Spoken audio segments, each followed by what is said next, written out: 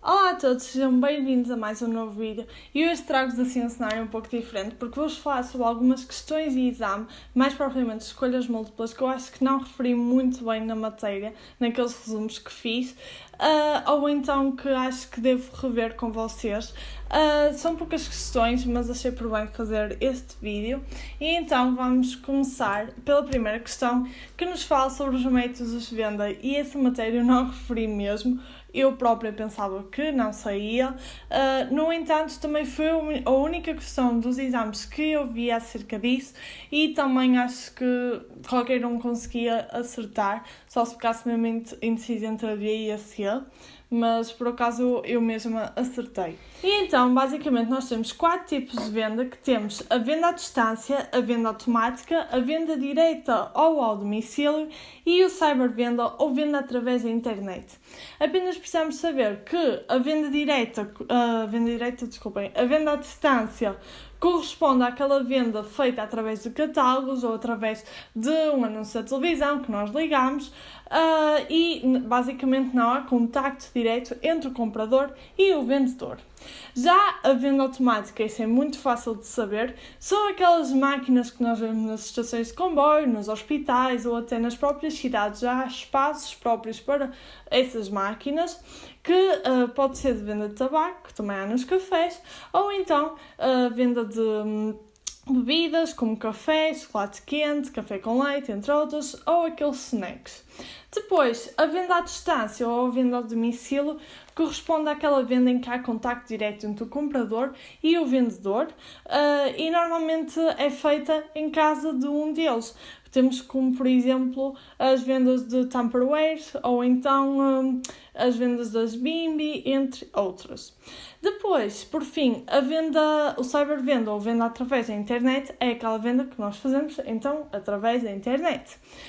2 grandes exemplos que acho que dá para perceber muito bem são aquelas compras dos bilhetes de avião, que normalmente são feitas através da internet, ou então quando marcamos férias também através da internet. Portanto, passando para a questão, diz-nos que uma empresa produtora de sumos de fruta não dispõe de uma loja para os comercializar e recorre a equipamentos instalados em estações de comboio para efetuar as suas vendas. Estes equipamentos fornecem pacotes de sumo mediante o pagamento com moeda metálica. O método de distribuição utilizado por esta empresa na venda de sumos de fruta designa-se por, acho que agora, depois da minha explicação, toda a gente consegue perceber que é através da venda automática. Passando para outra questão, aqui fala-nos sobre a lei da procura. Eu falei sobre as componentes da procura e como é que as quantidades procuradas variavam conforme os preços dos bens, os rendimentos das famílias, entre outros aspectos, mas não vos falei diretamente sobre a lei da procura. Basicamente, a lei da procura diz-nos que as quantidades procuradas aumentam quando o preço do bem diminui e as quantidades procuradas diminuem quando o preço do bem aumenta, ou seja, as quantidades procuradas e o preço do bem estão em relação inversa. Com isso, percebemos automaticamente que a opção correta para esta questão é a B, que diz-nos que a lei da procura traduz a diminuição da quantidade procurada quando o preço do bem aumenta. Passando para outra questão, aqui vamos falar sobre o PNB e o PIB. Eu falei-vos disso, mas achei melhor alertar-vos porque sai muitas vezes este tipo de questões e normalmente nós ali ficamos assim indecisos. Mas isto é muito simples. Precisamos apenas de saber distinguir muito bem o produto interno do produto nacional. O produto interno é a riqueza criada por unidades residentes e não residentes no território económico. Enquanto o produto nacional é a riqueza criada por unidades residentes independentemente do território económico.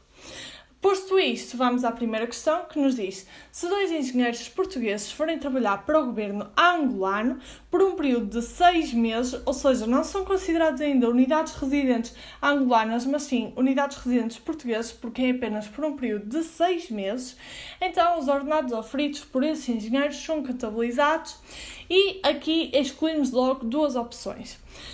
Eles não vão ser contabilizados, obviamente, no PIB português, porque, apesar de serem unidades residentes, a riqueza foi criada no território económico angolano e não no território económico português. Portanto, A e a B excluímos automaticamente. E depois, por sua vez, foi então contabilizado no PNB português, no PNB português, no Produto Nacional Português, pois foi uma riqueza criada por unidades residentes, mas não foi no território económico português.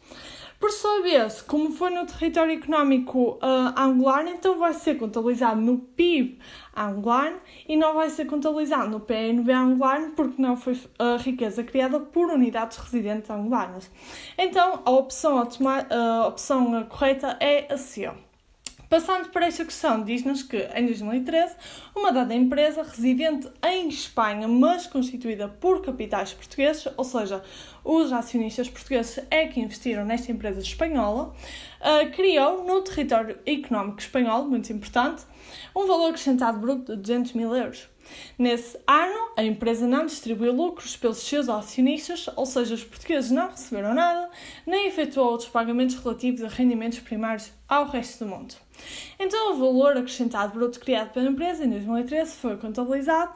Então, automaticamente excluímos o PIB português, porque estamos a falar do território económico espanhol. Nada tem a ver com o território económico português. Além disso, excluímos o PNB português. Porquê? Porque não houve riqueza criada pelas unidades residentes, sendo que aqui diz-nos que os lucros não foram distribuídos pelos acionistas, ou seja, os portugueses não receberam nada. Portanto, vai ser contabilizado no PIB espanhol e no PNB espanhol. Ou seja, é no PIB espanhol porque foi riqueza criada no território espanhol e é no PNB espanhol porque estamos a falar de riqueza criada pelas unidades residentes. Passando para a próxima questão, aqui falam sobre as balanças. Eu falei-vos disso, mas achei melhor relembrar porque eu mesmo empanquei nesta questão. E diz-nos que, num determinado país, em 2013, o Estado efetuou o pagamento de juros ao resto do mundo de um empréstimo obtido no ano anterior. Em 2013, nesse país, o valor desses juros pagos pelo Estado vai ser registado a débito na balança de rendimentos. Isto é óbvio, é só decorar que os juros estão englobados na balança de rendimentos, mas achei melhor relembrar só esse pequeno pormenor. Passando para a integração económica, então diz-nos que as formas de integração económica designadas por União Aduaneira e por União Económica, espero que vocês ainda se lembrem das formas de integração económica porque saem muitas vezes nos exames, até mesmo em respostas de escrita, apresentam características comuns.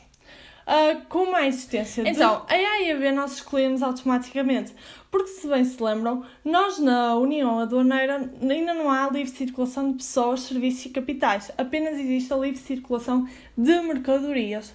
Portanto, estamos entre a C e a D. E se bem se lembram, na União Aduaneira e na União Económica nós temos a pauta aduaneira comum. E de facto é isso que nos fala a C e a D.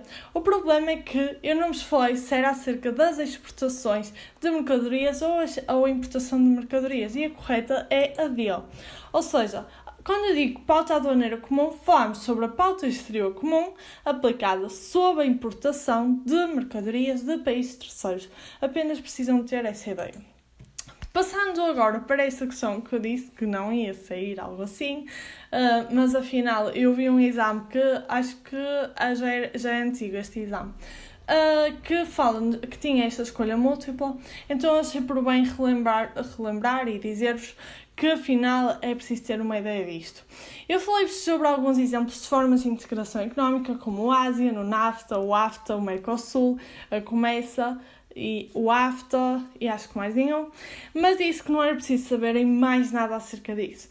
No entanto, afinal basicamente apenas precisamos ter noção que o NAFTA engloba países pertencentes à América do Norte, o Mercosul já é países pertencentes à América do Sul, o ASEAN é países da Ásia e depois temos a COMESA, que são os países da África.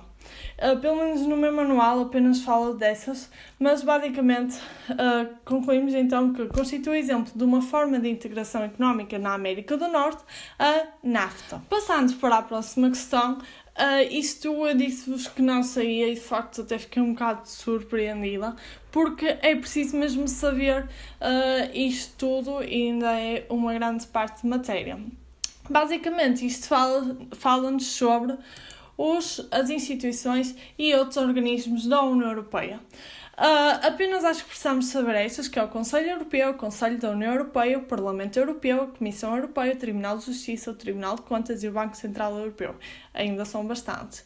E também precisamos saber as suas funções. Aí é que vem o difícil. Então, como principais funções do Conselho Europeu, temos que define as orientações e prioridades políticas gerais da União. O Conselho da União Europeia aprova a legislação da UE, aprova o orçamento anual da UE e define as políticas externas e defesa da UE. O Parlamento Europeu debate e aprova a legislação da UE, exerce controle sobre outras instituições da UE e debate e aprova o orçamento da UE. Muito importante, aprova o orçamento da UE. Vamos precisar disso daqui a pouco. A Comissão Europeia propõe nova legislação, gera o orçamento, afeta os fundos da UE e garante o cumprimento da legislação da UE. Ou seja, como se costuma dizer, é guardião dos tratados, também muito importante. Depois, o Tribunal de Justiça interpreta o direito da UE a fim de garantir a sua aplicação uniforme em todos os Estados-membros. O Tribunal de Contas controla as finanças da UE e verifica como são usados os dinheiros públicos. E o Banco Central Europeu é responsável pela definição e execução da política económica e monetária da UE. Depois, basicamente, também podemos ter a ideia que a UE possui ainda outras instituições e organismos, nomeadamente o Comitê Económico e Social, o Comitê das Regiões, o Provedor da Justiça, o Serviço Europeu para a Ação Externa e o Banco Europeu de Investimento. Passando então às questões. Basicamente, já vos dei a resposta, em que diz-nos que a Comissão Europeia é a instituição da União Europeia que tem, entre outras, a função de garantir a aplicação dos tratados da União Europeia. Como vos disse, é a guardiã dos tratados. E no processo de aprovação do orçamento comunitário intervém o Parlamento Europeu. Obviamente que não era o Banco Europeu, nem o Banco de Investimentos e o Banco Central Europeu. Também o Tribunal Europeu de Justiça não tem como funções isso. Esta também era bastante fácil, que era o Parlamento Europeu. É esse o vídeo, espero que vos tenha ajudado e alertado para algumas questões. Pratiquem muitos exames, façam muitos exercícios de escolha múltipla e de escrita e, nomeadamente, vejam os critérios e a terminologia correta. E então, não sei se trarei novos vídeos, mas se este for o último, então muito boa sorte para o vosso exame. Tchau!